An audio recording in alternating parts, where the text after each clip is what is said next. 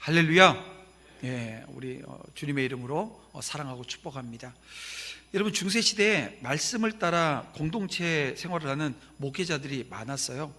근데 목회자들이 그 공동체 생활을 하면서 한 7가지 죄가 7가지 정도 되는데 요거 좀 하지 말자 이런 결정을 하고 갔는데요. 그 중에 하나가 과식하는 거, 이 많이 먹는 것도 뭡니까? 절제하지 않기 때문에. 그래서 저도 요즘 좀 절제를 해야 되는데요. 신방 끝나고 집에 가면 이게 안 닦여요. 이게 안 닦여가지고 힘듭니다. 어쨌든 또 주신 은혜니까. 근데 과식이 그들에게 있어서 이게 좀 죄로 봤습니다. 또 게으름이 그랬고요. 질투라고 하는 것도 그러했습니다. 그래서 이것을 지켜내기 위해서 여러 가지 수칙을 만들었다는 거예요. 근데 정작 그들에게 있어서 가장 큰 그 위험, 가장 크게 그 목회자들을 괴롭혔던 것이 뭐냐면 영적 무기력이었다는 거예요. 뭐냐면 이런 겁니다. 기도하기 위해서 하나님께서 주신 은혜의 시간을 담아내기 위해서 기도하는 자리로 갔는데요. 기도하는데 갑자기 몸이 아픈 것 같은 느낌이 막 드는 거예요. 근데 몸이 아프면 기도해요, 안 해요? 안 하고 싶잖아요. 그러니까는 막 기도하려고 그러면 몸이 아파요.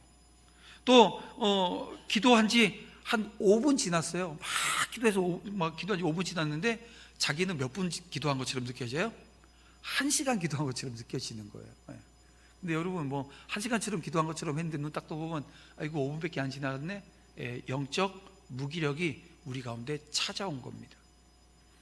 또 읽던 말씀 막 성경 읽고 있는데요, 자꾸 무슨 생각이 나냐면 아이고 저기 성북창 가서 좀 걸을까?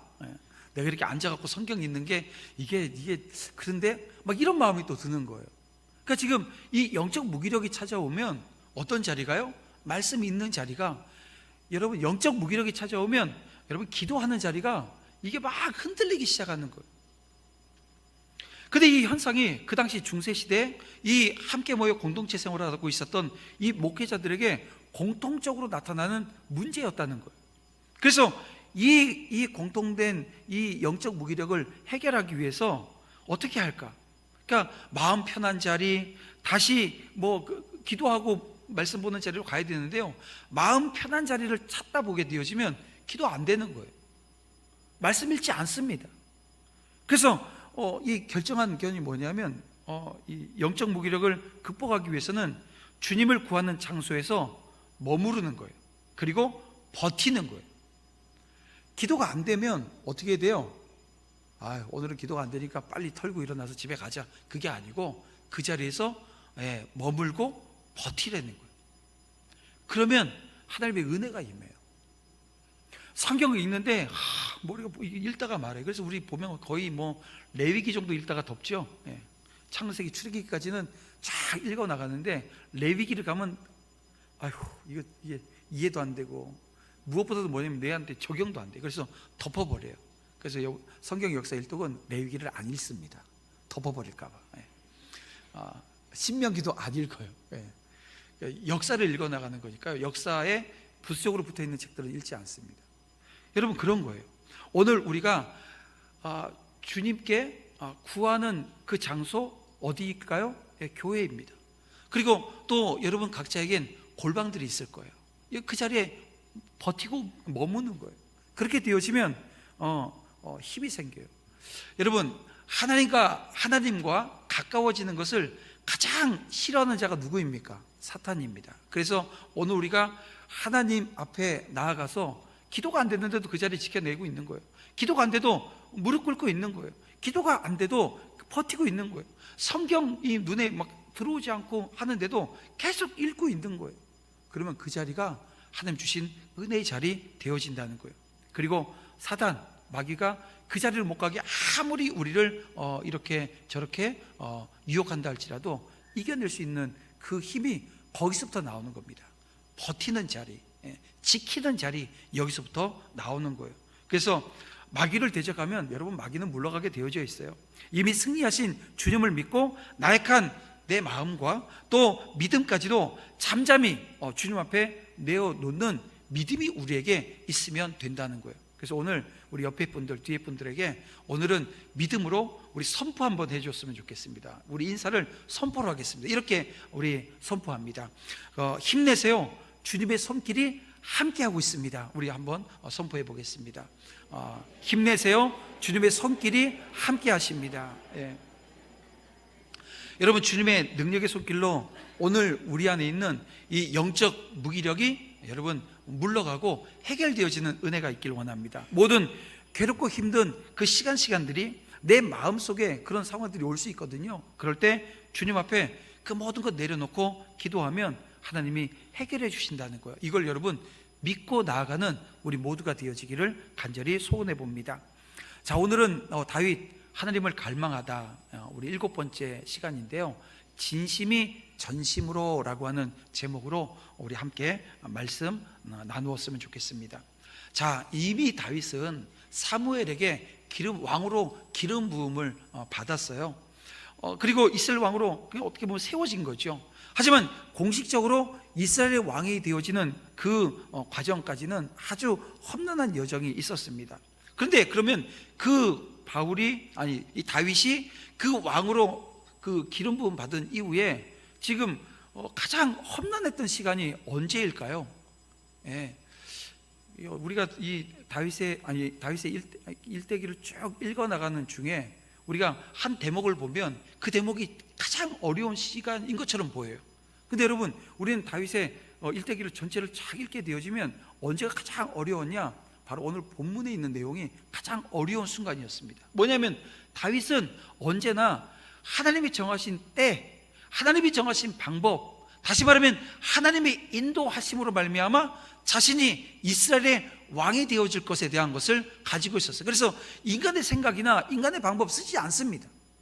철저하게 하나님 앞에 엎드려지려고 하는 그 신앙의 자세를 견지하고 있어요.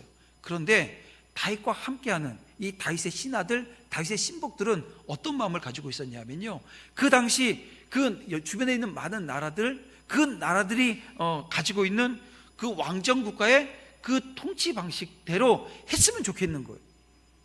그래서 다윗과 이 다윗의 신복들, 이 다윗의 신하들이 갈등이 일어나는 거예요. 갈등이 일어나기 시작하는 거예요. 이 갈등이 그러면 어떤 갈등이냐? 이런 겁니다. 여러분, 다윗의 신하들은 진심이 아니었을까요? 이 지금 다윗의 신하들은 이 다윗이 온 이스라엘의 왕이 되어지는 것 원하지 않았어요? 원했어요. 그들도 진심입니다. 근데 여러분, 그 진심이 이 지금 다윗에게는 이 진심을 넘은 전심이 있었다는 거예요. 여러분, 신복들도 진심이 있었지만 다윗은 그것을 넘은 전심이라고 하는 걸 가지고 있었어요. 그래서 다윗은 하나님 앞에 전심이었다는 거예요. 하나님의 뜻과 하나님이 제시하신 길이라고 한다면 묵묵히 걸어가는 거예요. 어떻게 해요? 하나님을 갈망하면서 이 하나님을 향한 정말 끊임없이 간절함을 가지고 하나님 앞에 섰던 인물이 다윗이었다는 거예요. 그래서 오늘 본문은요, 진심과 전심이 어떻게 갈등을 일으키고 있는지, 그래서 오늘 저와 여러분이 살아가는 삶의 자리가 우리도 다 진심이잖아요. 여기 지금 진심이 아닌데, 우리 하나님 앞에 진심이 아님에도 불구하고 이 자리에 나오 계신 분들 계세요? 없을 거예요. 뭐 어떻게 한번 가서 구경이나 한번 할까? 이런 식으로 오신 분들 계세요? 없기를 바랍니다. 예. 오늘 우리는 정말 하나님을 온전히 섬기고 하나님의 나라가, 하나님의 통치가 오늘 우리 가운데 온전히 임하고 그것을 구현해 나갈 수 있는 오늘 공동체 되어지기를 원합니다. 그래서 그 공동체 안에는 늘 이 진심과 전심 사이에 괴리가 있어요. 그래서 저기 삼일교회 속대근 목사님이 저번 우리 마마클럽 우리 연합기도회 때 그런 얘기했죠. 예. 교회 안에 보게 되면 이 진심인 사람들이 교회 문제 다 일으키는 거예요. 심지어는 이 목사도 진심인데요, 이 목사가 문제 일으킨다는 거예요. 그러니까 그래서 제가 그런 생각했어요. 그럼 우리 교회는 진심이 없었으면 좋겠다. 아니요, 진심이신 분들로 꽉 찼으면 좋겠어요. 왜요? 우리 함께 전심의 자리로 나아가면 되니까요. 근데 진심까지 되어지는 그게요, 쉽지 않아요. 자, 이 다윗과 다윗의 그 수하에 있는 신하들 보세요. 하나님 앞에 이 다윗이 진심이었는데요, 20년 가까이 연단을 통해서 어느 자리로 가요? 전심으로 가는 거예요. 그러니까 지금 이 다윗의 수하들도 이 진심이 전심으로 가는 그 과정 중에 있는 거예요. 근데 가지 못하면 어떻게 돼요? 진심에서 탈락되어지는 거예요. 예, 교회 문제 일으키고 마는 거예요. 이 공동체 문제 일으키고 마는 거예요. 지금 오늘 그 과정이 오늘 우리 성경에 기록되어져 있는 것입니다. 전시민 다윗이 이 아브넬의 투항을 기뻐한 이유가 무엇입니까? 내가 이제 오늘날의 왕이 되어졌다, 이런 걸까요? 아니었어요. 다시 말하면 이스라엘 백성들, 이게 좀 갈려져 있잖아요. 근데 만약에 전쟁을 통해서 나라가 하나 되어진다고 한다면 이 동족 간에, 우리도 6.25 전쟁 통해서 형제가 형제를 죽이는 그런 일들이 우리 가운데 있었잖아요. 이건 비극입니다. 지금 다윗은 그 비극을 막은 거예요. 그 비극이 있으면 안 된다는 거예요. 그래서 지금 그런 이 과정을 통해서 이게 아주 평화적인 통일이라고 하는 것을 이루어낸 겁니다. 우리도 마찬가지잖아요. 지금 북한과 대치 중에 있는데 지금 저기서 계속 미사일 쏘고, 우리도 만약에 또 미사일 쏘고, 그러다가 진짜 전쟁이 일어나게 되면 큰일 아닙니까? 큰일 아니에요. 그러니까 어떻게 보면 통일 한국을 이루는 데 있어서 그 통일 한국의 그 중심은 무력이 아닙니다. 여러분, 복음이 되어야 될 줄 믿습니다. 복음으로 오늘 우리 통일 한국을 이뤄낼 수 있도록 여러분 함께 기도하고 간구하며 나아가야 될 줄 압니다. 자, 보세요. 이 요압은 현실의 진심이에요. 지금 주어진 상황의 진심이에요. 또 과거의 진심이에요. 그래서 요압을 비롯한 다윗의 신복들은 이 지금 다윗과 생각이 달라요. 요압에게는 이스보셋의 군대가 노략질해도 좋은 대적일 뿐입니다. 그 군대 장관 아브넬은 자기 동생 아사엘을 죽인 원수일 뿐이라는 거예요. 그렇습니다. 이 적개심과 원한이 요압을 사로잡아요. 그는 신하로서 이 다윗의 결정에 순종해야 되는, 여러분, 당연한 원칙까지 따르지 않습니다. 그는 왕에게 보고하지 않고 전령을 아브넬에게 보내서 쫓아가게 하고 결국 왕의 조치에 반하는, 그래서 아브넬을 암살하는 그런 엄청난 죄를 지금 저지르고 있어요. 여러분, 22절 말씀을 보세요. 22절 말씀을 보면 요압이 적군을 치고 크게 노력한 물건을 가지고 돌아오니라고 기록하고 있습니다. 그러니까 지금 요압은 원래 그가 해야 될 그 사역 일이 무엇입니까? 군대 장관이니까요, 전쟁하는 거예요. 그러니까 이 요압이 적군을 치고 전쟁터에서 적군을 쳤어요. 그리고 크게 노력한 물건을 가지고 돌아왔어요. 근데 이 돌아와서 보니까 아브넬하고 다윗왕하고 이 평화 조약을 맺고 이제 나라가 하나 되어지는 과정에 놓여져 있는 겁니다. 그러니까 만약에 이 요압이 전쟁터에 나가 있지 않고, 부하들은 다 전쟁터에 내보내고 자기는 지금 헤브론에 남아 있었다고 한다면 어땠을까 한번 생각해 보세요. 아브넬이 왔을 때 이게 뭐 평화협정 맺는데 조금이라도 도움이 됐겠어요? 아니요. 어떻게 보면 왕한테 죽여야 되는데, 오늘도 보세요. 오늘 본문을 보면 뭐래요? 지금 왕을 속이는 거라고. 그러니까 계속해서 어떻게 보면 걸림돌이 되어지는 상황에 놓일 수밖에 없었다는 것입니다. 그렇습니다. 지금 여기서 중요한 것은 요압이 군인으로서 자기 임무에 충실했다는 것, 그리고 자기 사명을 감당하는 그 시점에서만큼은 사실 이 요압도 진심을 넘은 전심의 자리에 있었다는 거예요. 그가 사명의 자리, 자기가 해야 되는 역할, 그것에 충실했을 때는 천심이었어요. 그런데요, 그 자리에서 이탈되어지니까 혼란이 오기 시작하는 거예요. 현실을 바라보기 시작하고 과거에 있었던 그 일에 집착하는 모습이 나오게 되더라는 것입니다. 그러나 만일 요압이, 여러분 생각해 보세요, 계속해서 전장에 있고 자기의 사명이 무엇인지 분명하게 알고 있었다고 한다면, 여러분, 사단이 이 요압의 마음에 들어와 지금 살인이라고, 사람을 죽여야 되겠다라고 하는, 원수 갚아야 되겠다라고 하는 그 마음이 생겼겠냐는 거예요. 물론 요압은 이후 아브넬을 살해함으로 중대한 범죄를 저지르고 맙니다. 그러나 그것도 따지고 보면 그가 다윗의 신하로서의 자기 자리입니다. 이것에 충실하지 않았기 때문에 벌어진 일입니다. 그래서 여러분, 오늘 우리는 성도들이 어떻게, 오늘 우리의 삶에 온갖 시험들이 있거든요. 이 시험들이 다가올 때 어떻게 하면 오늘 우리가 이길 수 있나, 시험을 이겨낼 수 있나, 그 방법이 우리에게 요 22절에 요압이 욥에 대한 짤막한 그 기사를 통해서 알게 되어집니다. 바로 자기 자리에 충실하는 거예요. 그렇습니다. 우리가 자기 자리에 서서 그 일에 충실하게 되어지면 어떤 시험, 무슨 시험이 오늘 우리 가운데 온다 할지라도 오늘 우리는 죄의 유혹에 빠지지 않게 되어집니다. 미국의 유명한 전도자인 무디 목사님께서 이런 얘기를 했어요. 끓는 냄비에는 파리가 앉지 않는다는 거예요. 여러분, 냄비에다가 김치찌개 끓여 놓는데 김치찌개에 돼지고기 넣고 팔팔팔 끓이고 있는데 파리가 그거 먹겠다고 달려들어요? 가끔 죽으려고 이게 똥인지 된장인지 구분 못하면 한번 빠져들는 그런 놈들이 있을 수는 있겠죠. 근데 없습니다. 아무리 파리가 많은 그 식당에도요, 그 막 끓이고 있으면 거기 막 들지 않아요. 그런데 불 끄고 식으면 어떻게 돼요? 그 자리에 날라들기 시작하는 거예요. 마찬가지입니다. 오늘 우리 성도들이 하나님께서 내게 주신 그 사명, 하나님께서 내게 주신 직분, 하나님께서 내게 맡긴 그 자리가 있어요. 그 자리에 내가 충실히 거하게 되어지면, 여러분, 그러면 사단의 시험 가운데 하나님께서 늘 건져주십니다. 사단이 틈을 내주지 않는데 어떻게 들어오겠어요? 제가 서두에도 말씀드렸지만 기도의 자리를 지키는 것, 어떻게 해요? 기도가 안 되는데도 지켜내는 거예요. 견뎌내는 거예요. 여러분, 이것은 끓는 냄비인 것입니다. 말씀이 읽혀지지 않아요. 머리에 들어오지 않아요. 읽었는데 열이 들어왔고 열이 다 빠져버려요. 그런데도 그 자리를 지켜내는 거예요.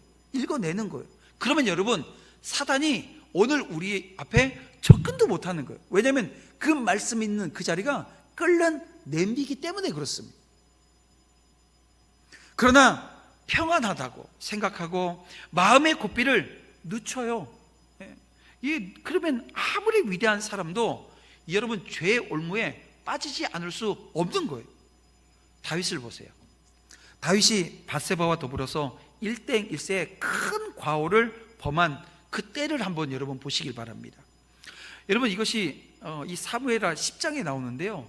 여러분, 이 사무엘하 10장은 이 열왕기, 그러니까는 그러니까 열왕들에 대한, 그러니까 이스라엘 왕정 시대에 어떻게 보면 변환점이 되어집니다.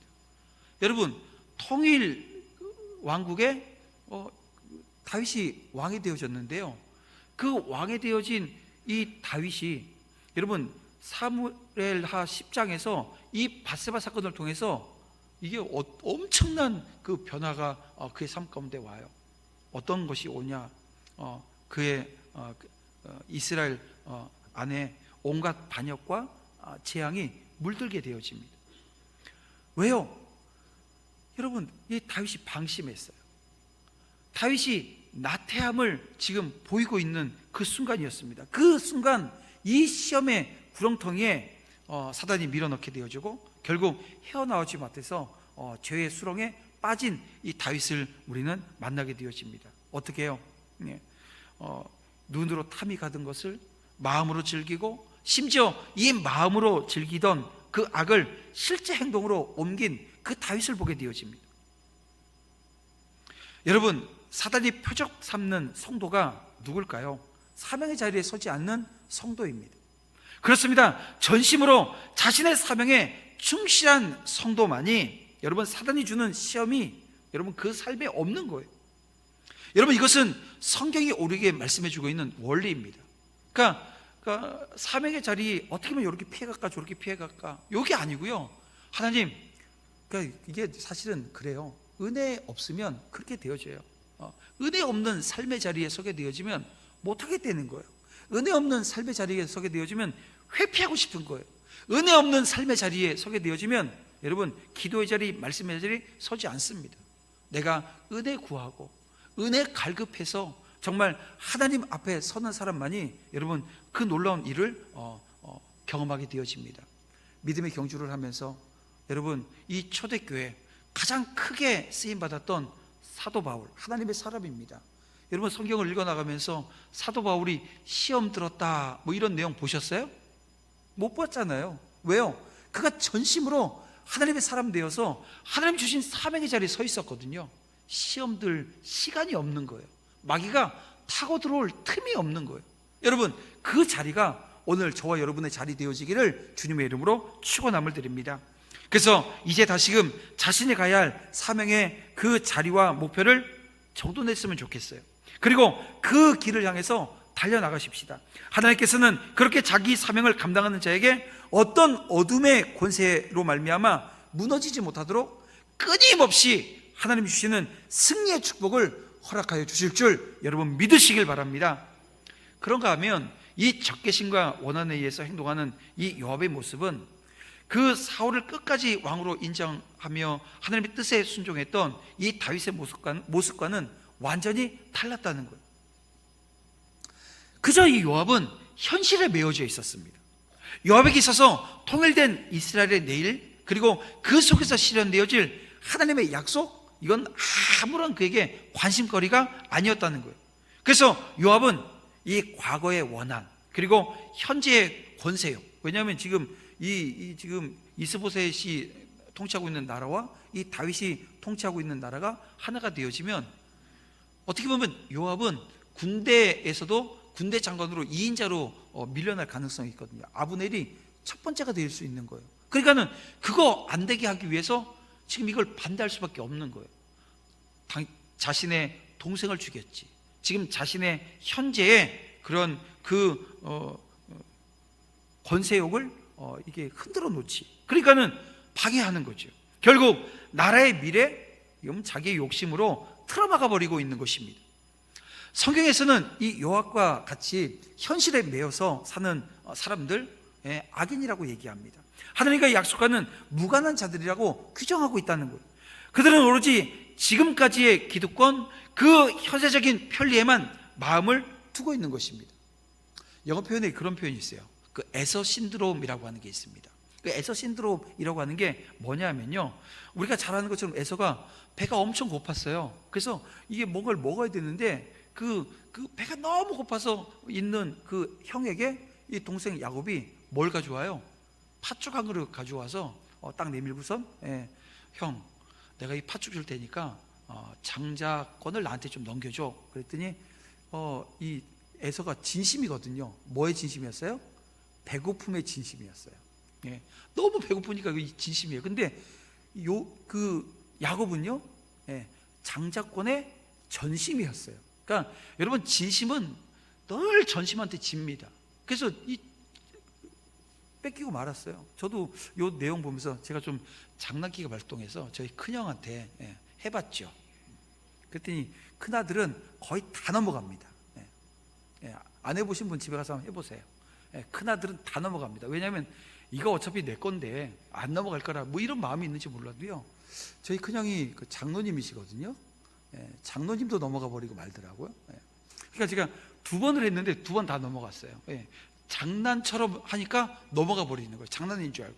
근데 여러분 보세요, 이 에서 신드롬이라고 하는 것은 그런 거예요. 에서는 오늘 현재를 위해서 뭘 무시한 거예요? 미래를 무시해버리고 만 거예요.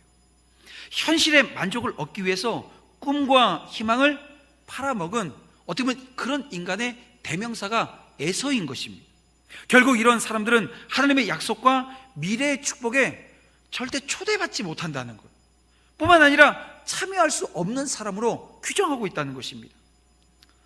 스스로 자기 발을 현실, 그리고 현실이 주는 온갖 편리와 권리 주장에만 묶여있기 때문에 그런 결과가 나오게 되어지는 거죠. 물론 성도들에게 있어서 현실과 과거는 중요한 것입니다. 이게 뭐 중요하지 않다 말씀드리는 게 아니에요.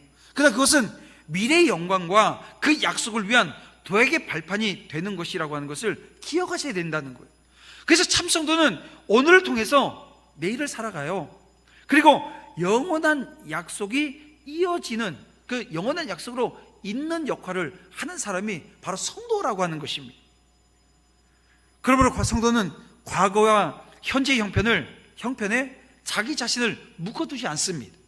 하나님이 성도에게 내려주신 가장 큰 선물은 영광이 약속되어 있는 미래의 영원한 삶이라는 거예요.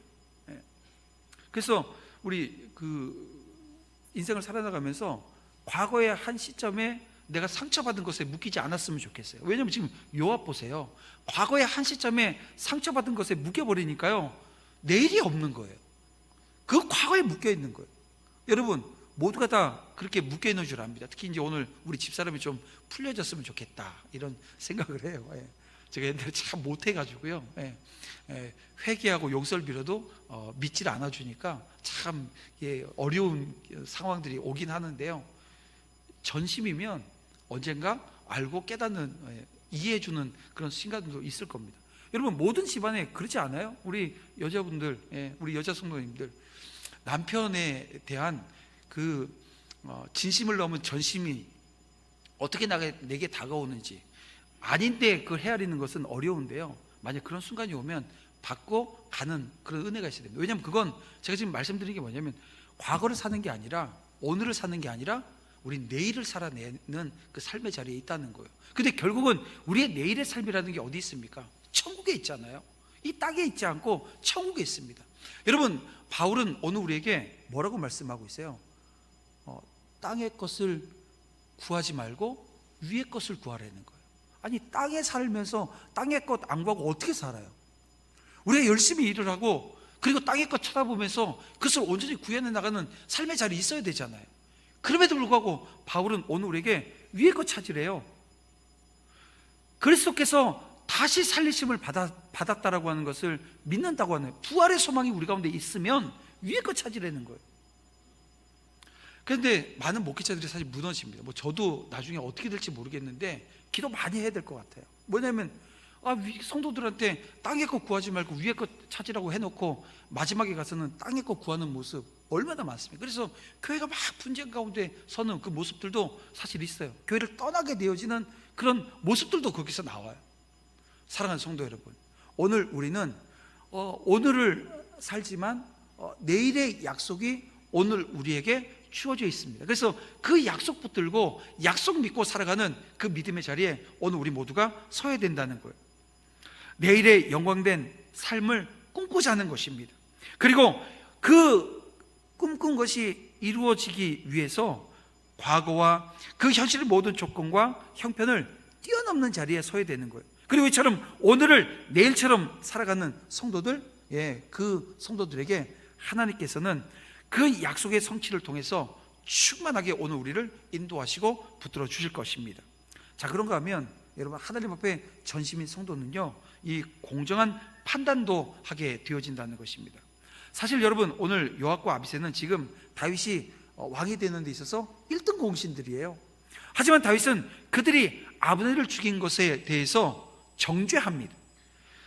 자신이 그 일을 행하지 않았다 밝혀요. 다윗은 아무리 가까운 사람이라 할지라도 원한으로 말미암아 살인한 자를 두둔하지 않습니다. 오히려 적장이었던 아브넬의 장례를 치르고 깊이 애도하는 모습을 보여줍니다. 자, 31절 32절 말씀을 보면 다윗은 아브넬의 죽음에 대해서 그 일을 저지른 요압뿐만이 아니라 모든 백성에게 애도하라 이렇게 명합니다. 그리고 자신은 어떻게 해요?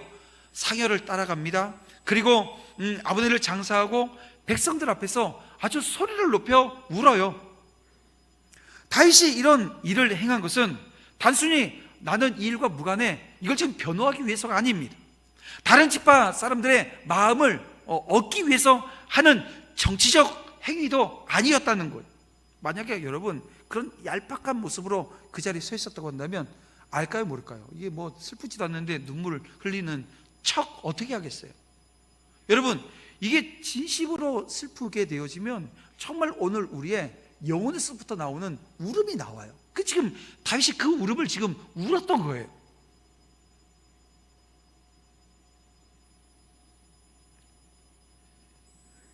결국 보세요. 다윗이 이렇게 함으로 말미암아 이스라엘 안에 이 다윗이 진짜 전심으로 지금 그 애도하고 있구나라고 하는 것을 지금 사람들이 알아주기 시작하는 거예요. 그리고 무엇보다도 이 요압이 잘못한 것에 대한 그 불의한 것에 대한 어떻게 보면 그 불의의 가슴 아파하는 그 정의라고 하는 것을 이 다윗이 세울 수 있었다라고 하는 것입니다. 사랑하는 성도 여러분, 우리 모두는 우리가 살아가는 이 나라, 그리고 가정, 그리고 우리가 섬기고 있는 이 교회가 든든히 세워지고 부흥하고 성장되어지기를 다 원하고 바랍니다.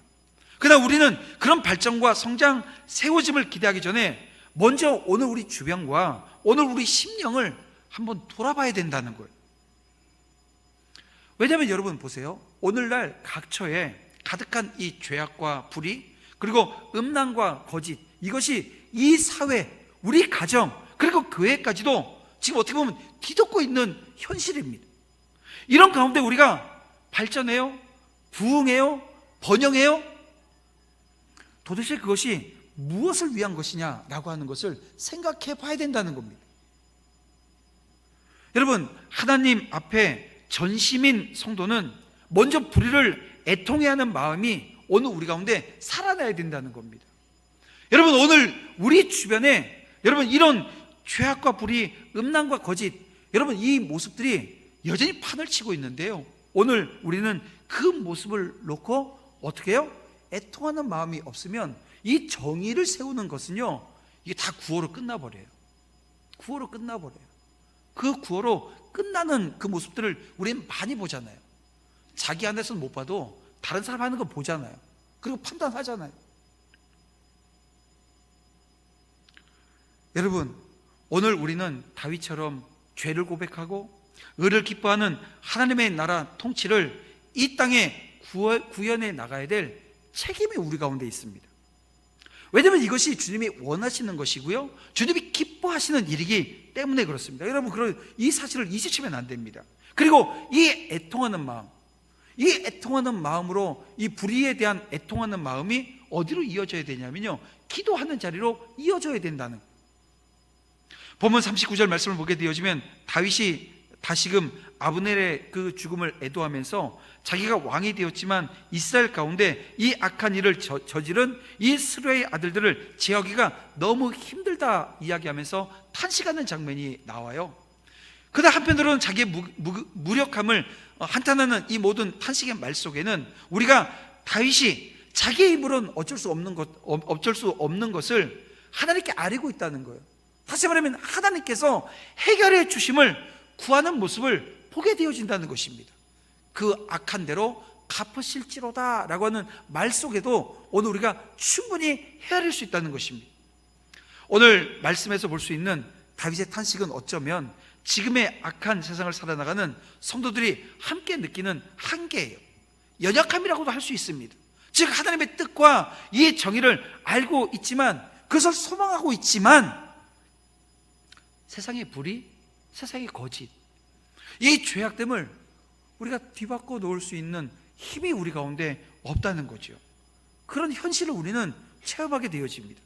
그러나 여러분, 그럴 때일수록 이거 내가 해도 안 되겠는데, 이건 뭐 계란으로 바위를 치는 꼴인데, 이런 순간이 우리에게 주어진다 할지라도 절대 우리는 이 하나님께서 우리에게 주신 이 정의라고 하는 것을 포기해서는 안 된다는 것입니다. 우리 힘으로 어쩔 수 없는 현실들, 그것이 곧 우리 하나님께 기도해야 될 제목이라는 거예요. 그래서 어떤 분이 그런 얘기를 해요. 오늘 우리 성도들에게 있어서 한 손에는 성경이, 한 손에는 신문이 들려 있어야 된다는 거예요. 한 손에는 성경이, 하나님의 말씀이요, 또 한쪽에는 신문이, 이 세상이 어떻게 돌아가는지가 신문에 다 나오잖아요. 그럼 이 두 개 들고 뭐 하자는 거예요? 하나님 앞에 기도하는 자리로 나아가자는 거예요. 우리 마마클럽 그 어머니 기도에 가게 되어지면 기도 제목이 아주 길게 아주 소상히 나옵니다. 그 기도 제목을 어떻게 그 작성을 했는지 다 이 권사님들이 작성한 기도거든요. 말씀하시는 게 신문 펴놓고 기도문을 작성한다는 거예요. 이 나라를 위해서 하나님, 이 나라를 긍휼히 여겨 주시옵소서 끝나는 게 아니라 조목조목 이 나라가 어떤 방향으로 가야 될지, 이 신문 보면 어떻게 변화되어져야 될지에 대한 것들이 나오거든요. 통일에 대한 것도, 다음 세대를 향한 것도, 오늘 우리 선교를 향한 것도 마찬가지입니다. 우리가 그렇게 구체적인 이 땅의 문제를 가지고 하나님 앞에 엎드리게 되어지면 하나님께서 어떻게 해요? 길을 열어주세요. 답을 주세요. 오늘 우리가 할 수 없는 그 많은 일들이 내가 하는 것이 아니라 하나님이 하시는 그 은혜의 자리에 오늘 우리는 서게 되어집니다. 기도해서 그 기도가 응답되어지는 자리에 서게 된다는 것입니다. 오늘 우리는 그날을 소망하면서 끝까지 의로운 심령을 지키면서 정의로운 삶을 살아가는 진실된 성도들이 다 되어야 합니다. 그렇게 되어지기를 주님의 이름으로 축원함을 드립니다. 다윗은 철저히 자기 힘이 아니라 하나님의 힘을 의지했어요. 그래서 그 의지하는, 하나님을 의지하는 말씀 앞에 서서 그 말씀이 인도하는 대로, 섭리하는 대로 따라갔습니다. 이게 전심인 거예요. 결국 이스라엘의 진정한 통치자로 인정받는 자리에 서게 되었던 것입니다. 말씀을 정리해 보겠습니다. 만약 다윗이 그 세상의 일반적인 통치자의 모습을 따랐다고 한다면 그도 역시 사울이 갔던 그 길 똑같이 가게 되었을 것입니다. 하나님의 살아계심을 믿고 그 법을 따르는 사람들은 당장은 답답할 수 있어요. 어떻게 보면 비효율적인 선택이라고 이렇게 평가할 수도 있을 겁니다. 하지만 하나님의 명령, 하나님의 섭리가 가장 빠르고 확실한 길이라고 하는 사실은 언젠가는 드러나게 되어져 있습니다. 그래서 오늘 우리는 세상의 상식이나 인간의 감정이 아니라 어떻게 해요? 오직 하나님의 말씀을 따라야 합니다.